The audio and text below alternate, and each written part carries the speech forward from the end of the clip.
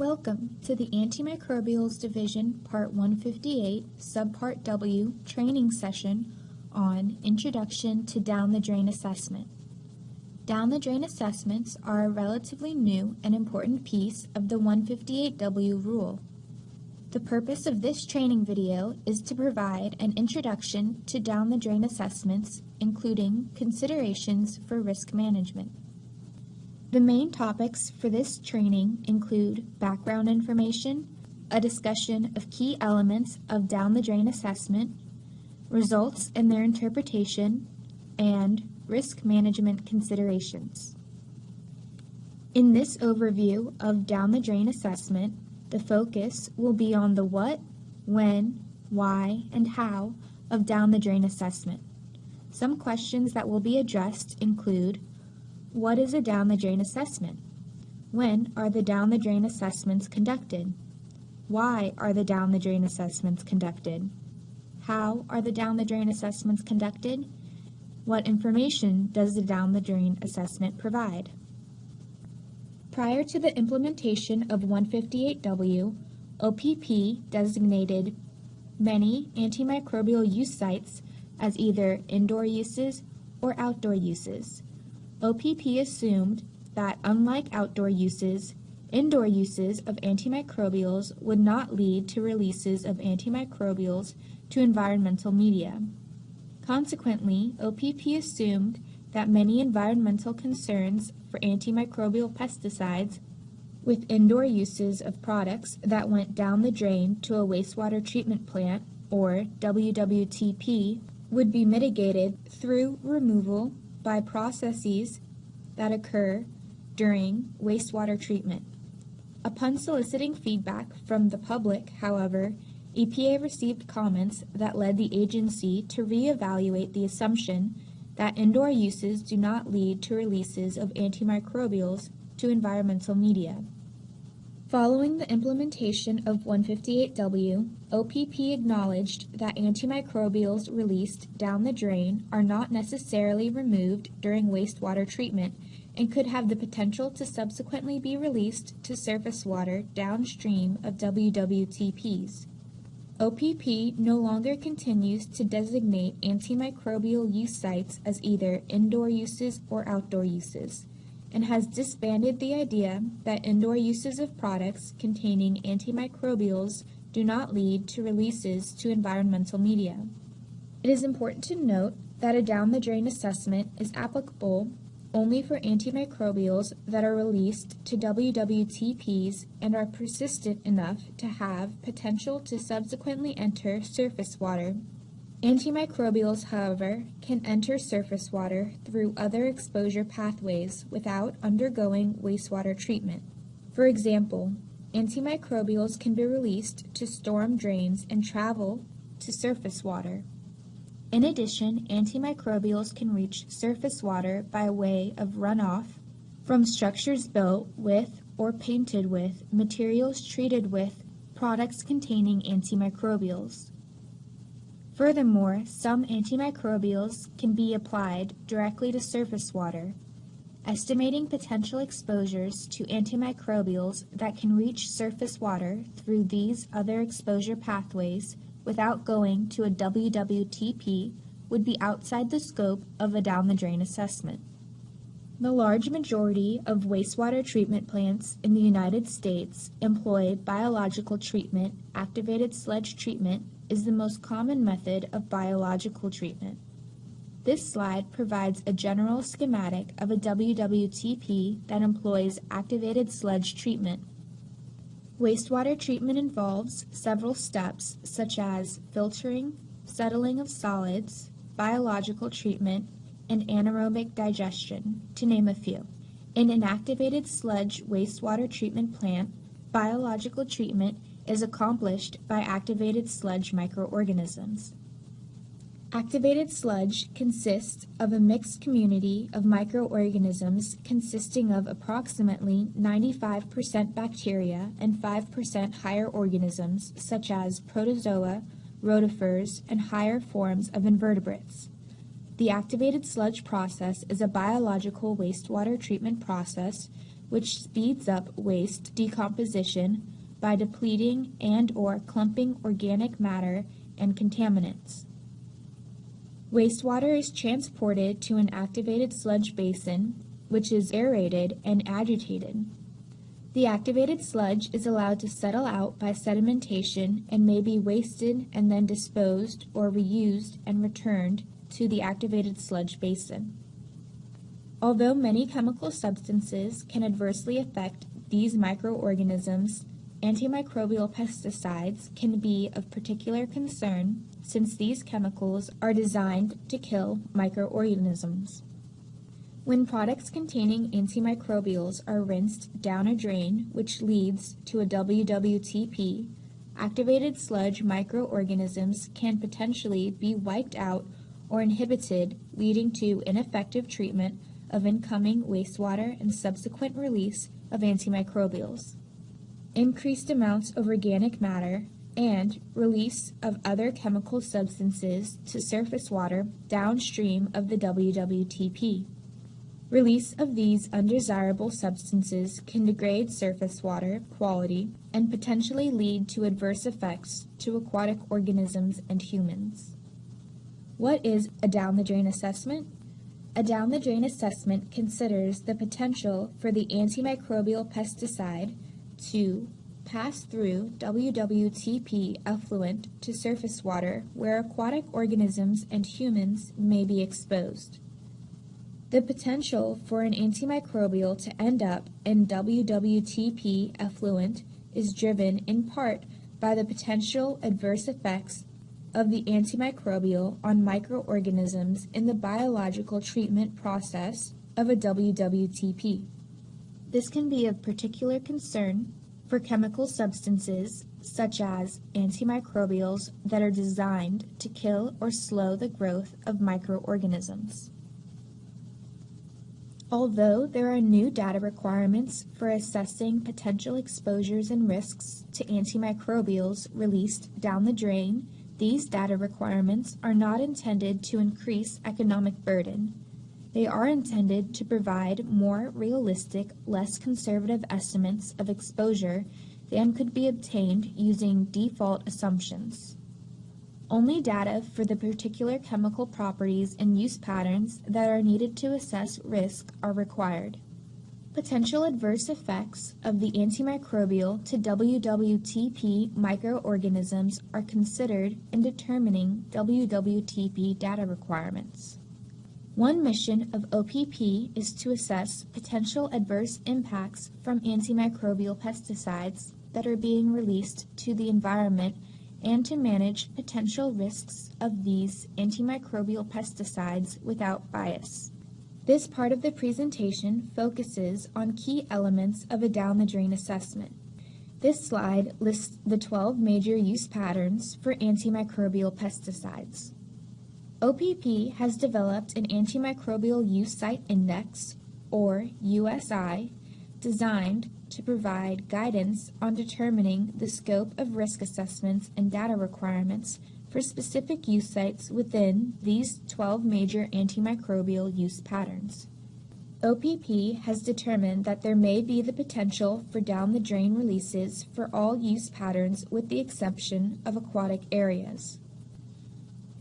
A down-the-drain assessment may be appropriate when any antimicrobial is used in a manner in which it can be discharged to WWTPs, is persistent enough to enter WWTPs, and is persistent enough to subsequently be discharged to surface water downstream of these WWTPs. The following examples describe circumstances when these criteria would not be met. If a chemical is incorporated into an end-use product that would not be expected to come into contact with water and be released to a WWTP, then no down-the-drain assessment would be needed. For example, an antimicrobial used as a materials preservative in a mattress would not be expected to be released down the drain, since the mattress would not be expected to be washed or rinsed. In addition, if a chemical is used in an end-use product that would be released down the drain but degrades or dissociates either before it reaches a WWTP or during transport within a WWTP, and the degradation or dissociation products have negligible toxicity to aquatic organisms, then no down-the-drain assessment would be needed. For some use patterns, OPP consults the Organization for Economic Cooperation and Development Emission Scenario Documents, or OECD ESDs, for additional guidance on the types of scenarios which are likely to involve releases to WWTPs. If after consulting the USI, one determines that a product containing an antimicrobial has the potential to be discharged to a WWTP, how does one determine whether the antimicrobial is persistent enough that a down-the-drain assessment is needed? There are new data requirements in the final rule for Part 158, Subpart W, also referred to as data requirements for antimicrobial pesticides, that can be used to determine environmental fate, transport, and effects of antimicrobials during wastewater treatment. Of the 11 new data requirements in 158W, 6 of these support down-the-drain assessments.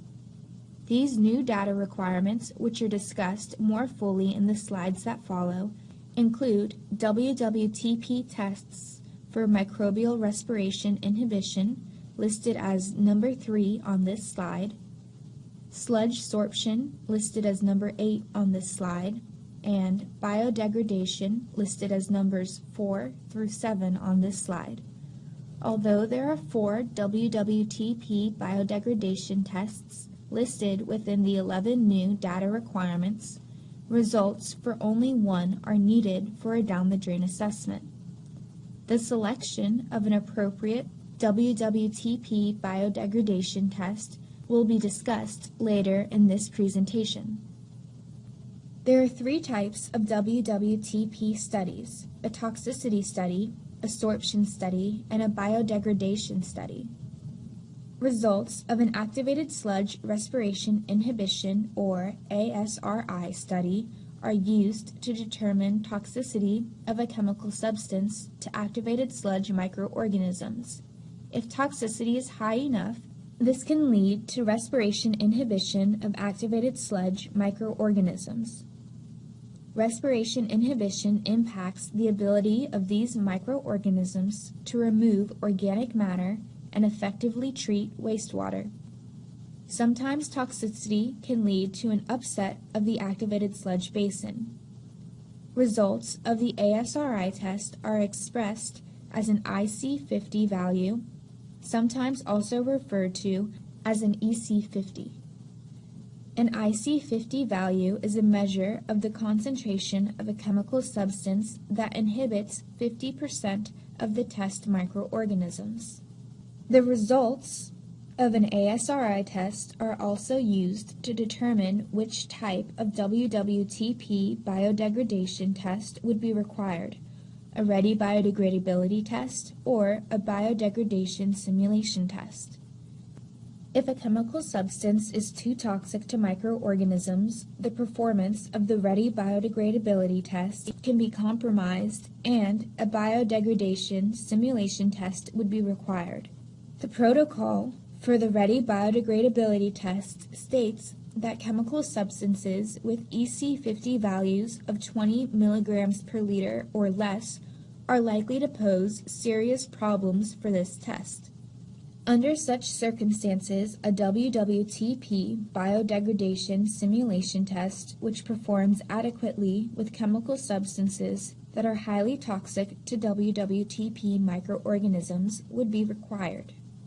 These tests include 1. Simulation test, aerobic sewage treatment, activated sludge units; 2. Simulation tests to assess the biodegradability of chemicals in discharged wastewater; and 3.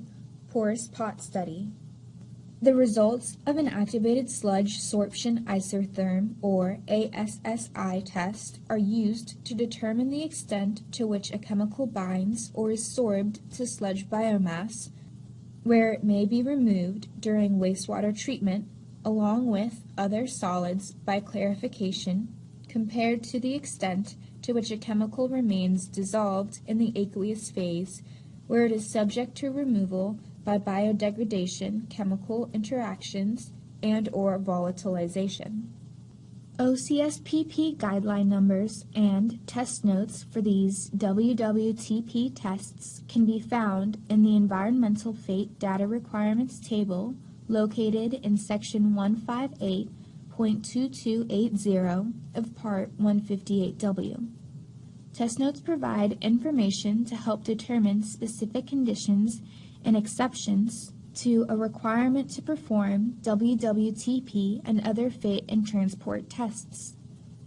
For example, an ASSI test is required if the log KOW of the antimicrobial is 3.0 or higher, but not required if the log KOW is less than 3.0.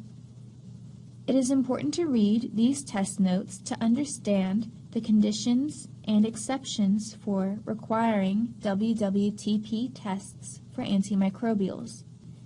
Environmental Fate test results for tests other than WWTP tests, such as aerobic aquatic metabolism, may also inform a down-the-drain assessment. Consult the Environmental Fate and Transport Training video for Part 158W to obtain more information on environmental fate testing for antimicrobials released down the drain. The flowchart on this slide presents the decision tree that describes the WWTP testing scheme for antimicrobials. The key at the upper left-hand corner of this slide identifies the meaning of acronyms used in this decision tree. The abbreviation ASRI stands for Activated Sludge Respiration Inhibition Study. ASSI stands for Activated Sludge Sorption Isotherm Study. BAS stands for Biodegradation in Activated Sludge, which is one of the 3 biodegradation simulation tests. Note that the porous pot study found in this decision tree is also a biodegradation simulation study. ReadyBio stands for Ready Biodegradability Study. EC50 is the concentration of a chemical substance that exhibits an inhibitory or toxic effect on half of the microorganisms in a test population. In this case, activated sludge microorganisms. The lower the EC50 value, the higher the toxicity. The first step for the decision tree is to perform an ASRI study. If the result of the ASRI test is an EC50 value less than or equal to 20 milligrams per liter, a biodegradation simulation test is required. In addition, an ASSI test would be required unless the antimicrobial meets any criteria in the test notes that would exempt this test. If the result of the ASRI test is EC50 greater than 20 milligrams per liter, one can perform either a ready biodegradability test or a biodegradation simulation test. If a ready biodegradability test is performed and the chemical fails the ready biodegradability test, a biodegradation simulation test would be required. In addition, an ASSI test would be required unless the antimicrobial meets any criteria in the test notes that would exempt this test. An example of a criterion that would exempt an antimicrobial from an ASSI test would be that the chemical has a log KOW less than 3.0. The results of these WWTP tests would be used to determine percent removal of a chemical during wastewater treatment through sorption and biodegradation in the activated sludge basin. Key input parameters needed to perform a down-the-drain assessment include removal during wastewater treatment, concentrations of concern, or COCs, for aquatic organisms, and environmental loading.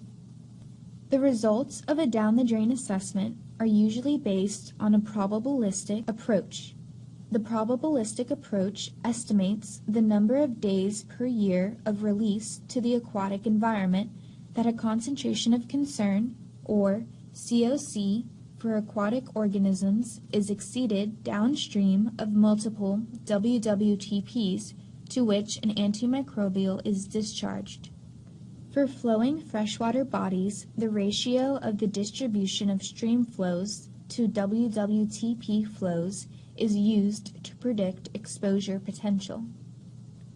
Note that an alternative to a probabilistic approach is a deterministic approach that provides a point estimate based on single values for stream flow and plant flow at a specific location.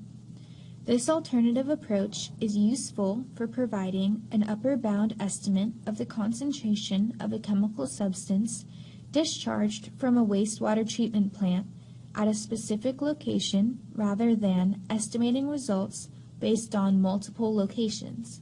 A variation of this alternative approach is estimating an end-of-pipe concentration for a WWTP discharged to a non-flowing water body, such as a lake, bay, tidally influenced water body, or ocean. The next few slides discuss the key input parameters of a down-the-drain assessment in more detail. Some of the key mechanisms by which chemical substances can be removed during wastewater treatment include 1. Biodegradation by WWTP microorganisms, 2. Sorption to activated sludge biomass and removal along with other solids by clarification, 3. Volatilization, stripping, and 4. Hydrolysis. Biodegradation and sorption are key inputs for performing a down-the-drain assessment and can be estimated based on results from guideline studies. Volatilization and stripping may be important for some chemical substances and can be estimated using models such as the sewage treatment plant or STP model, included in EPA's Estimation Program Interface, or EPI suite. Hydrolysis is another key mechanism for degradation of chemical substances and is often estimated based on results from guideline studies. Concentrations of concern, or COCs, for aquatic organisms are another set of key input parameters required to perform a down-the-drain assessment. Concentrations of concern are used in probabilistic assessment approaches and are derived from safety factors applied to measurement or toxicity endpoints for aquatic organisms. Measurement or toxicity endpoints such as the LC50, the concentration that is lethal to 50% of test organisms, and NOAEC, or No Observed Adverse Effects concentration, are developed from ecological toxicity tests on aquatic organisms that represent key taxonomic groups including fish, such as rainbow trout, invertebrates, such as water fleas, sediment-dwelling or benthic organisms, algae, and aquatic vascular plants. The LC50 is an acute effects level, and the NOAEC is a chronic effects level. Levels of concern, or LOCs, are safety factors applied to toxicity endpoints to indicate whether or not there may be a presumption of risk. Presumptions of risk include a presumption of acute risk to a non-listed species, a presumption of acute risk to listed or endangered species, or a presumption of chronic risk to non-listed and listed or endangered species. An LOC of 0.5 is applied to an acute toxicity endpoint to determine the presumption of acute risk to non-listed aquatic species. The corresponding COCs used to determine whether or not there may be a presumption of acute risk to non-listed aquatic species would be half of the LC50 value. An LOC of 0.1 is applied to an acute toxicity endpoint to determine the presumption of acute risk to listed aquatic species, such as threatened or endangered aquatic species. The corresponding COCs used to determine whether or not there may be a presumption of acute risk to listed or endangered species would be 1/10 of the LC50 value. An LOC of 1.0 is applied to a chronic toxicity endpoint such as the NOAEC to determine the presumption of chronic risk to both non-listed and listed aquatic species. The corresponding COCs used to determine whether or not there may be a presumption of chronic risk to non-listed and listed aquatic species would be the NOAEC value. Risk quotients consist of estimated environmental concentrations, or EECs, divided by toxicity endpoint, such as the LC50 or NOAEC. Risk quotients are used in deterministic approaches based on point estimates. In probabilistic assessments, the estimate of the number of days per year that the estimated surface water concentrations downstream of wastewater treatment plants exceeds COCs for aquatic organisms serves as a basis for predicting the magnitude of exposure of aquatic organisms to a chemical substance being assessed. There are several uncertainties that should be considered for any ecological risk assessment. For one, the value for a given taxonomic group that is used in the assessment is that for the most sensitive species tested. There is no way, however, to determine how the sensitivity of the tested species compares to other species that have not been tested. Also, laboratory animals are different from wild species, since the laboratory setting is a controlled environment in terms of water chemistry and temperature. Predator-prey stress and effects in the ambient environment could be different. For these reasons, safety factors, or LOCs, are applied to determine presumption of acute and chronic risks to aquatic organisms. Environmental loading is also a key input parameter required to perform a down-the-drain assessment. Information on maximum annual production volume is a key input parameter for down-the-drain releases to domestic WWTPs. Domestic WWTPs, also referred to as municipal WWTPs, receive wastewater from residential, commercial, and institutional establishments. To model the contribution of an antimicrobial from domestic WWTPs that are distributed throughout the United States, the down-the-drain model uses the maximum annual production volume of the antimicrobial to estimate a daily per capita release of the chemical substance to domestic WWTPs. Information on application rates from antimicrobial product labels is used along with some other information about specific industrial use to estimate environmental releases for industrial facilities expressed in kilograms per site per day. Examples of some industrial facilities that use antimicrobials include once-through and recirculating cooling water systems and pulp and paper mills. The label also provides information on application rates for different methods of product application, such as slug or intermittent and continuous applications. Different methods may be relevant depending on whether the treatment is an initial one-time treatment requiring a relatively high dose or a maintenance treatment generally applied more frequently or continuously at a lower dose.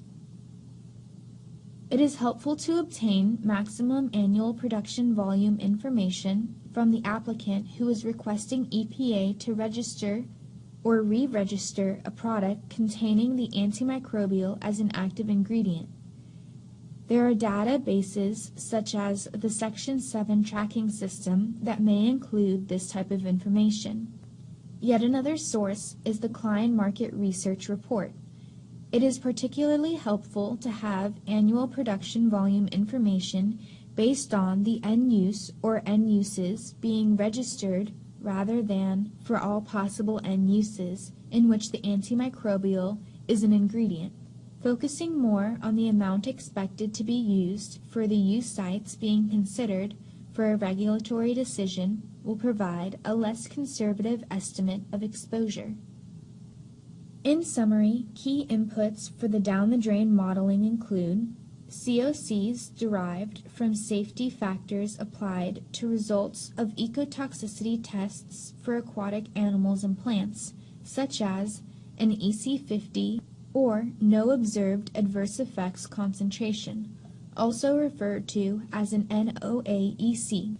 Estimated environmental loadings to wastewater treatment facilities expressed in kilograms per year for domestic wastewater treatment plants, and kilogram per site per day for industrial wastewater treatment facilities, and percent removal during wastewater treatment by way of biodegradation and/or sorption or other fate and transport processes. The model AD uses to estimate potential exposures from down-the-drain releases was developed by OPPT as a screening tool. Screening tools are designed to use readily available data in models that require relatively few input values to quickly provide conservative results.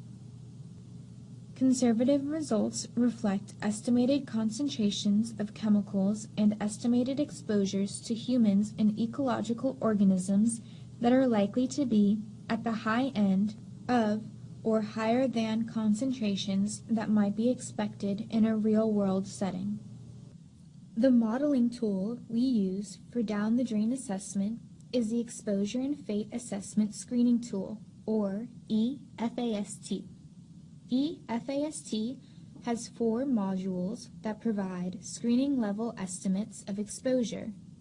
These modules include general population and ecological exposure from industrial releases, also referred to as the Industrial Releases Module, down the drain, consumer exposure, and probabilistic dilution model, or PDM. AD uses the Industrial Releases Module and the Down the Drain module to assess potential exposures to humans and aquatic organisms downstream of wastewater treatment plants. Although EFAST has a standalone PDM module, both the Industrial Releases module and the Down the Drain module have a PDM option. The PDM option was briefly described in slide 14 of this presentation. AD generally uses the PDM option to estimate magnitude of exposure and risk to aquatic organisms downstream of wastewater treatment plants. The Industrial Releases and Down the Drain modules also have the capability of estimating exposures from releases of chemicals to landfills and air, but AD's analyses are usually limited to considering releases to surface water, since surface water is the environmental medium affected by down-the-drain releases to WWTPs. These modules can also provide estimates of potential exposure to humans from ingestion of drinking water and fish.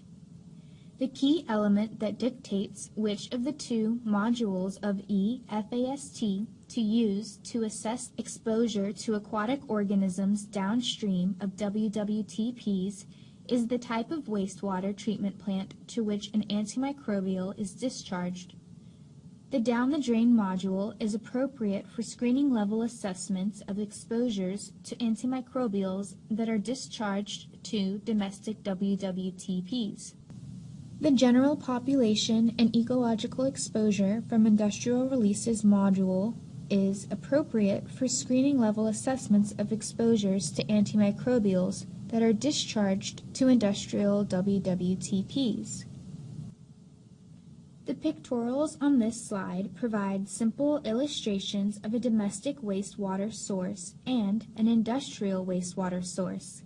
The pictorial on the left is a kitchen sink, that might be found at a residential, commercial, or institutional dwelling whose wastewater is discharged to a domestic wastewater treatment plant. The pictorial on the right depicts effluent from a discharge pipe from a pulp and paper mill following industrial wastewater treatment. The down-the-drain module is used to estimate exposures of humans and aquatic organisms to chemical substances that are used in products that enter domestic wastewater treatment plants from residential, commercial, and institutional sources. Products released down the drain from residential, commercial, and institutional sources can include laundry detergents, toilet bowl cleaners, bathroom sink and tile cleaners, sanitizer, and disinfectant products that are rinsed or dumped down the drain following application and/or use. Specialty products may also be rinsed down the drain at institutional establishments, such as hospitals, and at commercial establishments, such as car washes, auto repair facilities, laundromats, and dry cleaners. For a down-the-drain assessment, the amount of the antimicrobial pesticide released to WWTPs for the product being evaluated, also referred to as the annual loading, is used along with the population served to estimate the daily per capita household wastewater release in grams per person per day. If no information is available on the amount of antimicrobial that is used in products that are released down the drain, then the maximum annual production volume of the antimicrobial is used as input to the down-the-drain module to provide a conservative upper bound estimate. If no potential concern is triggered, then no further refinement is needed. If production volume data are not available, hypothetical production volume values can be used along with COCs for aquatic organisms and estimates of removal during wastewater treatment to determine the amount of antimicrobial released down the drain that would be expected to trigger a potential concern for exposure and risk to aquatic organisms. If the data on removal during wastewater treatment are not available, such as data on WWTP biodegradation and/or sorption, no removal during wastewater treatment can be assumed to obtain a conservative estimate of potential exposure. The industrial releases model is appropriate for assessing potential exposure to antimicrobials used in industrial facilities that have their own WWTPs associated with the industrial facility. Notable examples of industrial facilities include cooling water towers or systems, pulp and paper mills, and facilities that use metalworking fluids. Many of the input parameters for the industrial releases module are the same as those for the down-the-drain module. A key difference, however, is the input parameter used for the annual loading of the antimicrobial pesticide to WWTPs, whereas the down-the-drain module internally calculates a per capita loading in grams per person per day based on the annual loading of the antimicrobial.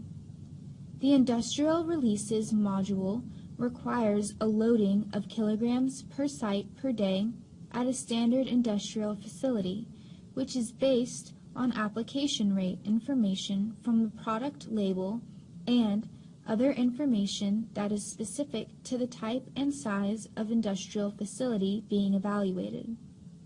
Although the environmental loading information for the down-the-drain module is different from that for the industrial releases module, the outputs are the same. Both modules provide estimates of the number of days per year of exceedance of concentrations of concern for aquatic organisms. Both the down-the-drain and the industrial releases modules of EFAST can estimate concentrations in flowing water bodies such as rivers and streams and numbers of days of exceedance of concentrations of concern for aquatic organisms. EFAST, however, cannot be used to perform a probabilistic assessment of potential exposures of humans and aquatic organisms to chemical substances released to non-flowing water bodies such as lakes, streams, bays, estuaries, or oceans downstream of municipal and industrial WWTPs. A screening level evaluation can be performed, however, by estimating the concentration of an antimicrobial in a WWTP discharge pipe prior to being released to a non-flowing water body. This concentration of an antimicrobial in the WWTP discharge pipe is referred to as an end-of-pipe concentration. The end-of-pipe concentration is an estimate of the concentration of antimicrobial pesticide released prior to dilution by the receiving water body. For releases of antimicrobials from both municipal and industrial WWTPs, potential exposures to both humans and to ecological organisms located downstream of these types of WWTPs can be estimated. For ecological assessments, the down the drain and industrial releases modules require COCs developed from ecotoxicity endpoints for aquatic organisms such as LC50 and NOAEC values, and use these COC values along with the ratio of the distributions of stream flow to WWTP flows to estimate potential risks to aquatic organisms, expressed as the number of days per year of exceedance of COCs. For human health assessments, both the down the drain and industrial releases modules use the ratio of the distributions of stream flows to WWTP flows to estimate concentrations of antimicrobials in surface water downstream of WWTPs. These surface water concentrations form the basis of upper bound estimates of potential exposures of humans to chemical substances from ingestion of drinking water and fish. Concentrations in surface water based on harmonic mean flows, which are the inverse mean of reciprocal daily arithmetic mean flow values, are used to evaluate potential chronic risks to humans. Concentrations in surface water based on 30 Q5 stream flow values, which are the lowest 30 consecutive day average stream flow values that occur over a 5-year period, are used to estimate potential acute risks to humans. This is an example of a table of ecological risk results, which are expressed as the predicted number of consecutive days that discharge to surface water would result in exceedance of concentrations of concern for species selected to represent categories of aquatic taxa, such as freshwater fish, freshwater invertebrates, and aquatic plants.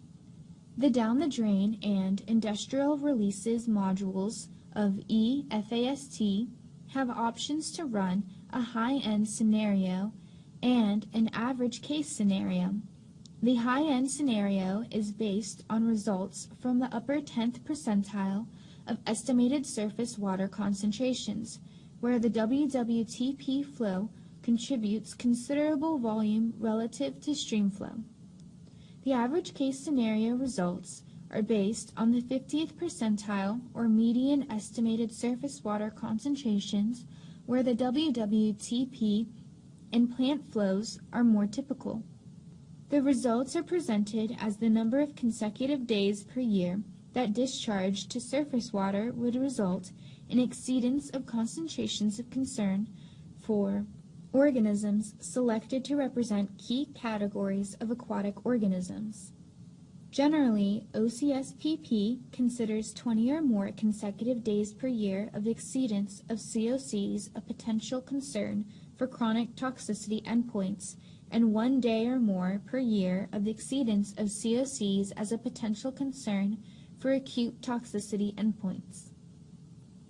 For human health assessments, results of estimated surface water concentrations from the down the drain and industrial releases modules of EFAST can be used as a screen to determine whether further refinement to the drinking water portion of a dietary assessment would be needed.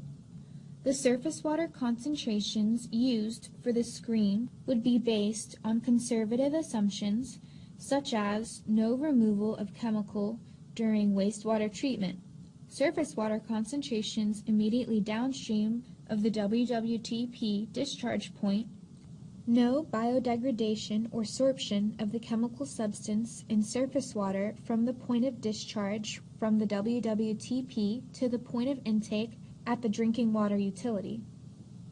If estimates of exposure to humans from ingestion of drinking water based on this screen indicate no potential for concern, then no further refinement would be needed. The results of estimated surface water concentrations from the down the drain and industrial releases modules of EFAST and the bioconcentration factor, or BCF, in fish can also be used as a screen to estimate potential exposure of humans to chemical substances from ingestion of fish located downstream of WWTPs. The Human Health Dietary Assessment may consider this potential exposure pathway if there is evidence that an antimicrobial would be expected to bioconcentrate in fish. The goal of risk management is to balance the risks and the benefits. To achieve this goal, questions that follow are considered. What are the potential risks? What are the risks from the alternative uses? What are the benefits from the use of the product being evaluated? Risk management is more of an art than a science. Risk managers try to balance risks and benefits by understanding and managing the risks. When reviewing and interpreting results from down-the-drain assessments to develop risk management options, there are a number of key points to consider. First, since down-the-drain assessments are relatively new to the Antimicrobials Division, or AD, and the regulated community, these assessments may require more explanation than some other types of assessments. Also, since a down-the-drain assessment is a screening assessment, it is conservative by design. In the absence of data, it is necessary to use default inputs. For example, while there may be some qualitative evidence to indicate that an antimicrobial might be expected to biodegrade rapidly, without a study that provides results to support this evidence, biodegradation potential cannot be quantified and considered in the assessment. Finally, there are no bright lines for risk management. The main purpose of many antimicrobial pesticides is to kill microorganisms, as well as some types of algae.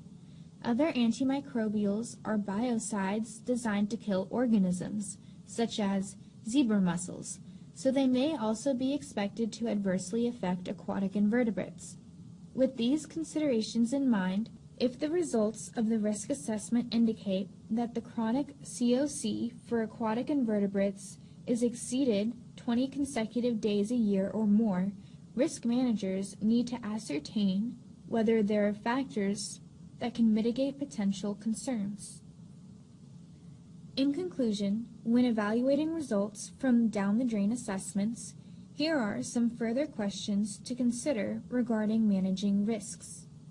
What uncertainties influence the results of the risk assessment? Would additional and/or better data help reduce uncertainties?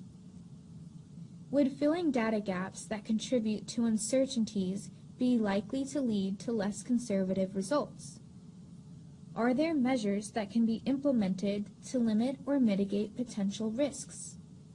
Can language on the label be revised to lower potential exposures by limiting application rates, application frequencies, or use sites? How do the potential risks from use of this product compare to risks from using other products that contain alternative chemicals? This concludes the presentation on Introduction to Down the Drain Assessment. If you need further information or have questions on down the drain assessment, please contact the Antimicrobials Division Ombudsman at OPP_AD_ombudsman at epa.gov. Thanks for your interest.